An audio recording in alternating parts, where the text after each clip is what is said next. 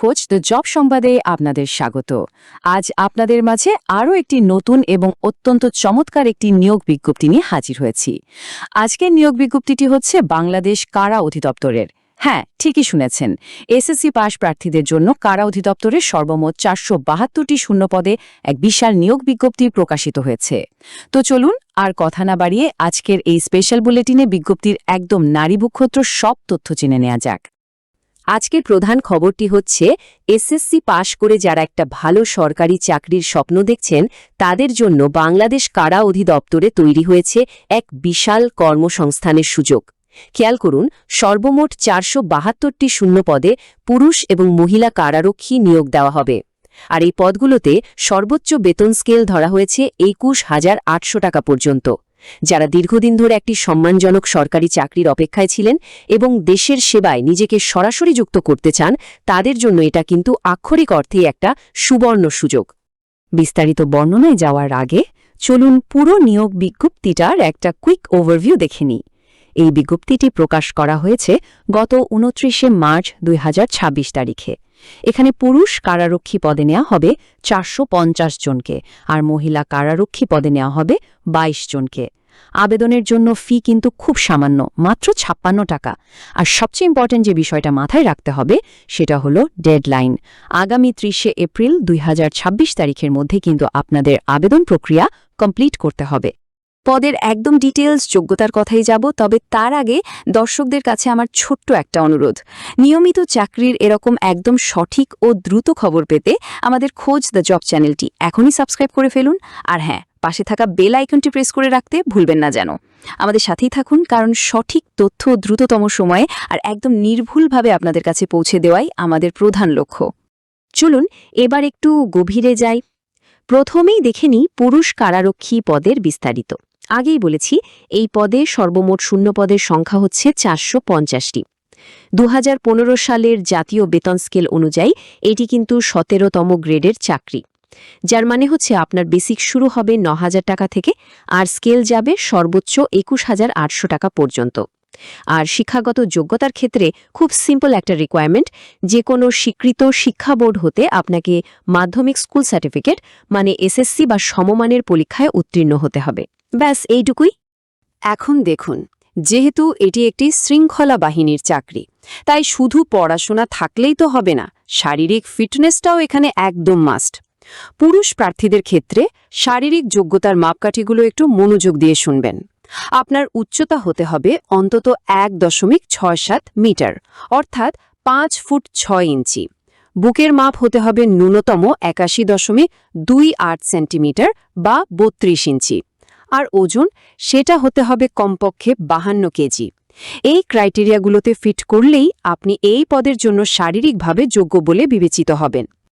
এবার আসি মহিলা কারারক্ষী পদের বর্ণনায়। এখানে মহিলাদের জন্য শূন্য পদ রয়েছে 22টি। পুরুষ প্রার্থীদের মতোই এই পদেও কিন্তু বেতন স্কেল একদম সেম, সেই 9,000 টাকা থেকে 21,800 টাকা পর্যন্ত, যার 17তম গ্রেডভুক্ত। আর শিক্ষাগত যোগ্যতার মাপকাঠিও এক্ষেত্রে একদম অভিন্ন, অর্থাৎ যে কোনো স্বীকৃত বোর্ড থেকে এসএসসি বা সমমানের পরীক্ষায় পাশ করলেই মহিলারা এই পদে আবেদন করতে পারবেন। তবে হ্যাঁ, মহিলা প্রার্থীদের ক্ষেত্রে শারীরিক যোগ্যতার মাপকাঠিগুলো স্বাভাবিকভাবেই একটু ভিন্ন। এক্ষেত্রে আপনাদের ন্যূনতম উচ্চতা হতে হবে 1.57 মিটার বা 5 ফুট 2 ইঞ্চি। বুকের মাপ হতে হবে ন্যূনতম 76.81 সেন্টিমিটার, অর্থাৎ 30.24 ইঞ্চি। আর ওজন হতে হবে কমপক্ষে 45 কেজি। ব্যাস, এই শারীরিক শর্তগুলো পূরণ করলেই মহিলারা নির্দ্বিধায় আবেদন করতে পারবেন। আবেদন তো করবেন, কিন্তু তার আগে খুব জরুরি কয়েকটা শর্ত আপনাদের মনে রাখতে হবে। প্রথমত, আপনাকে অবশ্যই বাংলাদেশের স্থায়ী নাগরিক হতে হবে। আপনার জাতীয় পরিচয়পত্র অর্থাৎ এনআইডি কার্ড অথবা অন্ততপক্ষে এনআইডি প্রাপ্তির অনলাইন স্লিপ থাকাটা একদম বাধ্যতামূলক। আর সবচেয়ে ক্রিটিক্যাল পয়েন্টটা হলো, প্রার্থীকে অবশ্যই অবিবাহিত হতে হবে। হ্যাঁ, ঠিকই শুনেছেন, বিবাহিত প্রার্থীরা কোনোভাবেই কিন্তু এই পদগুলোর জন্য আবেদন করতে পারবেন না। এইবার নিশ্চয়ই ভাবছেন পরীক্ষাটা কেমন হবে। নিয়োগের এই বাছাই প্রক্রিয়াটি মূলত 3টি ধাপে হবে। প্রথম ধাপটি হল প্রাথমিক শারীরিক যাচাই। এই ধাপে প্রার্থীদের দৌড়, push up, high jump, long jump আর রোপ ক্লাইম্বিংয়ের মতো বেশ কঠিন শারীরিক সক্ষমতার পরীক্ষা দিতে হবে। যারা এই হার্ডলটা পার করতে পারবেন শুধু তারাই দ্বিতীয় ধাপে অর্থাৎ লিখিত বা এমসিকিউ পরীক্ষায় অংশ নেওয়ার টিকিট পাবেন। আর সবশেষে লিখিত পরীক্ষায় পাশ করলে ডাক পড়বে তৃতীয় ধাপ তথা মৌখিক পরীক্ষার জন্য। কবে কোথায় পরীক্ষা হবে সেটা আপনাদের মোবাইলে এসএমএস করে জানিয়ে দেওয়া হবে। সবকটি ধাপ সফলভাবে পেরিয়ে যখন ভাইভা বা মৌখিক পরীক্ষা দিতে যাবেন তখন কিন্তু খালি হাতে গেলে হবে না। বেশ কিছু গুরুত্বপূর্ণ কাগজপত্র সাথে নিতে হবে। এর মধ্যে থাকছে আপনার শিক্ষাগত যোগ্যতার সকল মূল সনদ, এনআইডি বা জন্ম সনদ, চারিত্রিক ও নাগরিকত্ব সনদ এবং ওই যে বলেছিলাম অবিবাহিত থাকার সনদপত্র। যারা কোটায় আবেদন করবেন তাদের যথাযথ কর্তৃপক্ষের দেওয়া প্রমাণপত্র সাথে রাখতে হবে। আর হ্যাঁ, অনলাইনে যে আবেদনটা করেছিলেন সেই অ্যাপ্লিকেন্টস কপির প্রিন্টেড কপিটা কিন্তু অবশ্যই সাথে নিয়ে যাবেন। এই পর্যায়ে এসে খুব সিরিয়াস কিছু সতর্কবার্তার কথা বলে রাখি। কোনো প্রার্থী যদি ভুলে বা ইচ্ছে করে কোনো জাল বা মিথ্যা তথ্য দেন আর সেটা যদি প্রমাণিত হয় তাহলে তাৎক্ষণিকভাবে তার প্রার্থিতা তো বাতিল হবেই, উল্টো তার বিরুদ্ধে কড়া আইনি ব্যবস্থাও নেওয়া হবে। আরেকটা বিষয়, আপনার যদি উচ্চতর কোনো ডিগ্রি থাকে সেটা আবেদনে অবশ্যই উল্লেখ করবেন। যোগ্যতা লুকিয়ে পরে পদোন্নতি বা সুবিধা দাবি করার কোনো সুযোগ এখানে নেই। ও আরেকটা কথা, এসব পরীক্ষায় অংশ নেওয়ার জন্য কিন্তু কোনো ধরনের যাতায়াত ভাতা বা টিএ দেয়া হবে না। বয়সের হিসাবটা নিয়ে অনেকেরই কনফিউশন থাকে, তাই এটা একটু ক্লিয়ার করে দিচ্ছি। প্রার্থীর বয়স 1 এপ্রিল 2026 তারিখের মধ্যে একদম নিখুঁতভাবে 18 থেকে 21 বছরের মধ্যে হতে হবে। একদিন কম বা বেশি হলেও কিন্তু হবে না। আর এই বয়সের হিসাব প্রমাণের ক্ষেত্রে কোনো প্রকার এফিডেভিট বা হলফনামা কিন্তু একদমই গ্রহণযোগ্য নয়। বয়স প্রমাণের একমাত্র উপায় হল আপনার এনআইডি বা জন্ম নিবন্ধন সনদ। এবার ক্যালেন্ডারে দাগ দেওয়ার পালা।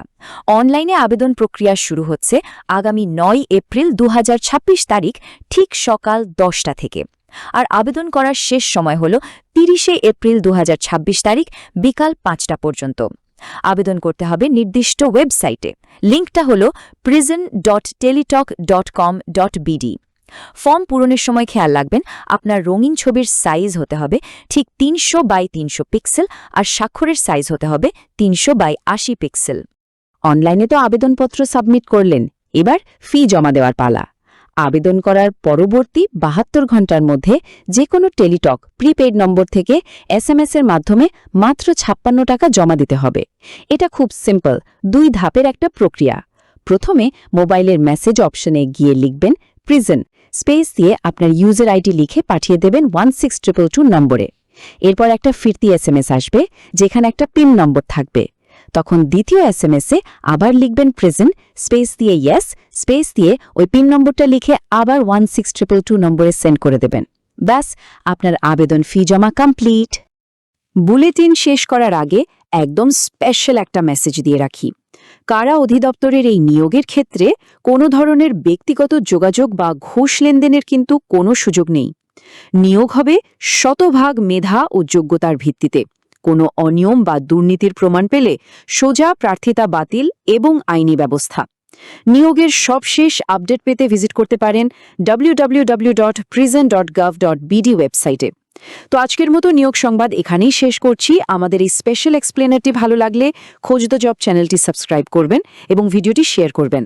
যাওয়ার আগে আপনাদের কাছে আমার একটা প্রশ্ন, কারা অধিদপ্তরের মতো এমন একটা সুশৃঙ্খল বাহিনীতে যোগ দিয়ে দেশের সেবায় নিজেকে নিয়োজিত করার এই দারুণ চ্যালেঞ্জটা নিতে আপনি কতটা প্রস্তুত? প্রস্তুতি শুরু হোক আজ থেকেই। ধন্যবাদ।